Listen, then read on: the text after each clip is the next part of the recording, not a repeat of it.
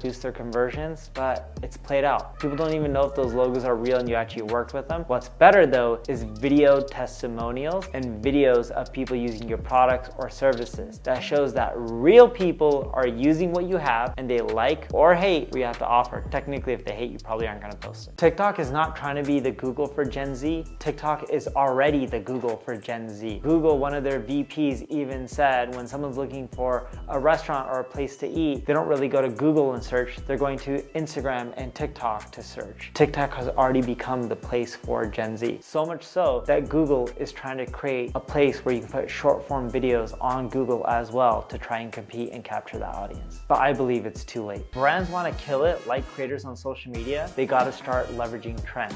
For example, Mr. Beast leveraged the Squid Game, that trend, and his video went viral. If you start piggybacking off of trends, you're more likely to get impressions and views than if you just create boring old content like everyone else. Do you ever want to watch a 5-minute video when you can just get the answer in 30 seconds or even a minute? No. If you can create content that is 5 minutes long, but you can condense it in a minute, try to do that. The shorter the better. That's why TikTok, Instagram, YouTube Shorts, it's all super popular, is because people are craving short form content more than long form. A human attention span is less than a goldfish. So what does that tell you? Make short form content. This is the most important survey that you need to ask your customers. Net Promoter Score survey. You can figure out if your customers are happy or they're upset. If you just Google NPS survey, there's a lot of tools you can end up running this with, like SurveyMonkey. What you want to do is when people are happy, ask them for a referral. When they're upset, go fix what they're upset with, survey them again, and then when they're happy, ask them for a referral. That's how you grow your business. I used to believe in marketing that the bigger your audience, the better off you are, but I believe that's dead. I know people with millions and millions of followers and my company makes more than them. What I've learned is your follower count isn't everything. What's more important is, do you have the right audience following you? Are you targeting the right people? Are you selling to the right people? You can have 1 million followers, but if you only generate $1 from each follower per year, and I can get one customer like a Microsoft to pay me $20 million a year, it's easier for me to scale. The best time to ask a customer for a referral is when they're happy. You wouldn't want to ask them when they're pissed off. They're not going to give you a referral. How do you know when they're happy? Run NPS surveys. That'll tell you if they're happy or they're not. And if they're happy and they give you good feedback, ask for a referral. If they're upset, go figure out why they're upset, go fix that. And then when they're happy, then go ask for a referral. The future of SEO looks like a user-based future. Here's what I mean by that. Everyone on Google tries to optimize for backlinks and content and site speed. And don't get me wrong, those things are important. But when you do a search, have you ever just done a search and been like, man,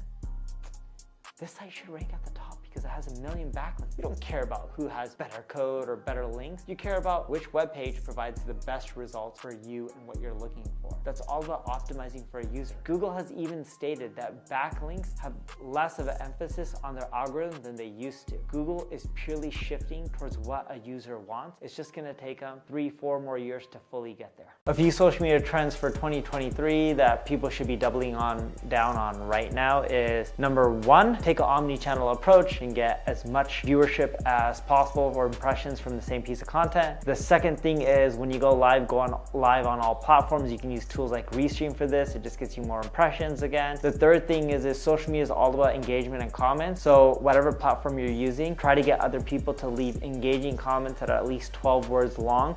We're seeing that cause your content to go more viral, get more impressions, more likes, more shares. Did you know search engines update their algorithms roughly 9 to 10 times a day? Everyone's like, oh, Google did a major algorithm update. We need to go and frantically change our strategy. No, your strategy should be around the user. Whenever you do a search on Google, or you're like, oh man, this page should rank number 1 because it has 1 million backlinks and the next one only has 100,000. You don't care about any of that. You care about, hey, I searched for something, did the first result answer my question and give me what I'm looking for? If it does, great. If not, you're gonna move on to the next result. Focus on the user. In the short run, you may lose against the algorithm, but in the long run, that's how you win because that's what they're optimizing for. If anyone ever promises you that your rankings are guaranteed, turn around and run the other way. The only thing that's guaranteed when it comes to digital advertising is if you spend $1 on paid advertising, you'll get some impressions. But if someone guarantees that they can rank you #1 on Google, it's a bunch of bull. A simple hack to get more traffic to your website fast is to use a tool called Answer the Public. Type in any keyword related to your space. It'll show you all the questions people are asking within your space. Go create a unique blog post for each of those pages, or you can use AI writer tools like Jasper, the Uber Suggest AI writer. Then over time, not 1 month, not 6 months, but a year plus, you'll start getting thousands and thousands, if not millions of visitors. Quora.com does this, and they're one of the top 100 websites on the internet according to SimilarWeb. 99% of marketers make this mistake. They all focus on new customers instead of repeat customers. If you look at most big businesses like the Apples, the Microsofts, the Amazons, where do you think they make the majority of their money from? It's all repeat customers. Do you want new customers? Of course. But you should be focusing the majority of your time continually selling your existing customers. That's why Amazon's so successful. Almost all their purchases come from repeat customers. I keep buying toilet paper, toothpaste. My wife actually even bought a dress the other day for a wedding from Amazon. Who would have guessed that you could buy a dress from there? The way I rank #1 on Google for competitive terms like online marketing is by creating amazingly valuable content. Go look at anyone who's in the top 10, look at the content they go create, and literally try to create content that's not 2-3 times better than theirs, but like 10 times. Add in the videos, the visuals, the infographics. The reason you want to get super thorough and detailed and 10x what they're doing is it's going to be so overwhelming for them, they're not going to want to copy you and then try to one-up you. The reason Google doesn't like AI written content is because if you look at most AI written content and if you actually read it, it doesn't provide that much value. All it's doing is just looking at whatever else is out there on the web, spitting up a new version, and it's not really providing much value. Now, it doesn't mean that Google doesn't want you to use AI writers to create AI written content. Instead, you can use it as a start, but they want you to take the time to modify it, make it better, add value. You gotta add in the E, expertise, authority, and trust. The AI writer can't do that. You have to modify the content, add it yourself. I do think we're gonna see a lot more ads on these platforms. Why? Because it's harder and harder for them to get more traffic. They're already super popular and they gotta make up for some of the revenue losses. I think you're gonna start seeing more ads on Facebook, Instagram, WhatsApp. The reason being is they need more ways to monetize after the iOS changes. And what that means for you as a marketer is you should be able to get better CPCs and more impressions. People should be using TikTok for business. Look at how many people are on TikTok. It's one of the most popular social networks. Does it convert really well? B2C, yes. B2B, not so much, but that doesn't mean it won't change in the future. LinkedIn is a professional social network. People assume that you can never put personal stuff on there. I put a personal photo on LinkedIn, actually did better than all my business content, and some of the people that liked and shared it were my ideal clients, so I started connecting with them, and now I have a few more leads. The biggest skill that I think people need to focus on in digital marketing in 2023 is analytics and data. Here's why. There's data everywhere: Facebook, Google, Pinterest, Snapchat, the list goes on and on. How do you tie it all in together, and how do you make better informed decisions? Google generates over $100 billion a year. Facebook's still a massive company even though their stock price is down. Where's the ROI? There is a ROI, but you need to track it. If you're not tracking, you're not doing it correctly, you're gonna waste a lot of money. The only way to figure out where you're wasting and where you should be doubling down is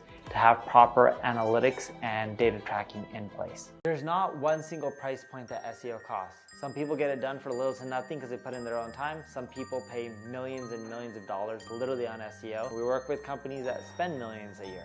There's also some companies that only spend $10,000, $20,000 a month, or some companies that may only spend $10,000 a year. It really depends what industry you're in, what keywords you're going after, and how fast you want to dominate the search results for your space. That makes the pricing adjust drastically, as well as the competition. Some spaces aren't competitive, some spaces are super competitive. Blogging is still relevant, and if you're not sure what you should be blogging about, you shouldn't start a blog. You should be blogging about what you're expert about and what you want to talk about. One of the best reasons to start a blog is because it'll help you generate more brand awareness, make you more of an expert, and help you generate income from what you love. It's not enough to blog, you gotta be passionate, because it takes over a year for a blog to really fully kick in and start becoming popular, and you're gonna give up if you're blogging about stuff that you don't care about. So if you're not passionate enough about something, don't start a blog. You should not try to rank on Google for general terms like doctor. If someone types in doctor or credit card, they're not that likely to convert. But if someone types in low interest credit card for college students, they're a really targeted buyer. Or if they type in cheap laptops for high school students, they're a really qualified buyer. You want to go after the long tail, that's the majority of the searches on Google. That's where you're going to get the majority of your revenue too.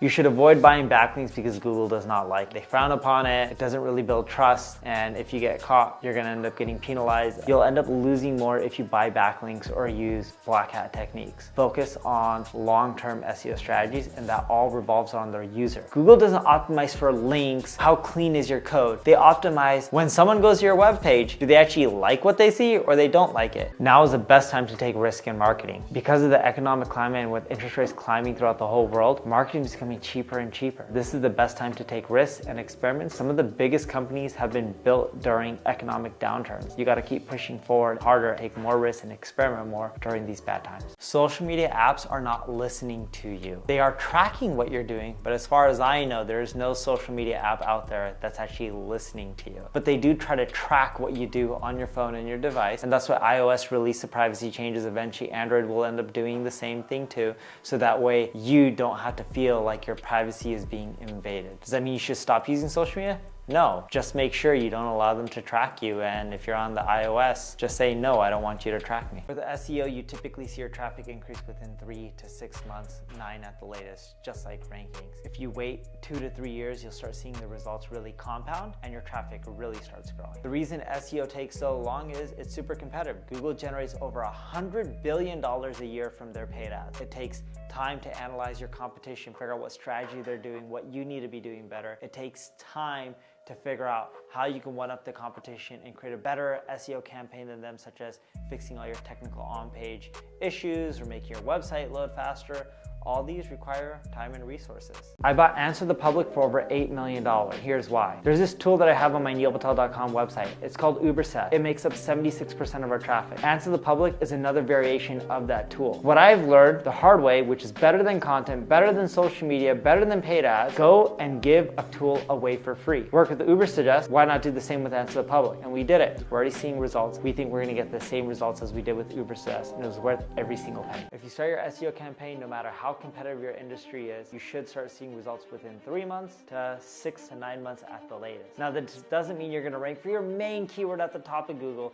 It just means that you're gonna start ranking for some longer tail phrases, and then eventually, after a few years, you'll be starting to rank for a lot more of those head terms, assuming you have in your site. If you have an old site with authority, you can rank much faster. My biggest SEO mistake was when I was a little kid, I was buying links. When I say little kid, I'm talking about under the age of 20. So I bought the links, spent money, I ranked really high for terms like online casino, ranked at the top, literally #1 on Google, made some quick money, and then it went away. I'm 37 right now for context. I wish I never did any of those shortcut techniques. If I took the long route, I did SEO the right way, my rankings would have lasted longer and I would have made way more money in the long run. It's one of the biggest mistakes in my life. I grew my traffic by over 76% through one simple tool, Ubersuggest. I took what my competitors were charging $100 a month for, give away a version of that for free. People started coming to the website naturally and virally through word of mouth marketing. It was one of the best marketing strategies I've ever run. So much so, I bought another tool that was just like it called Answer the Public for over $8 million. I recommend you copy the same exact strategy. One of the best marketing things I've ever done in my life. Marketers should be worried about a potential recession. Whether we're already in one or not, I'm no economist, but here's the thing. During recessionary periods, you'll find that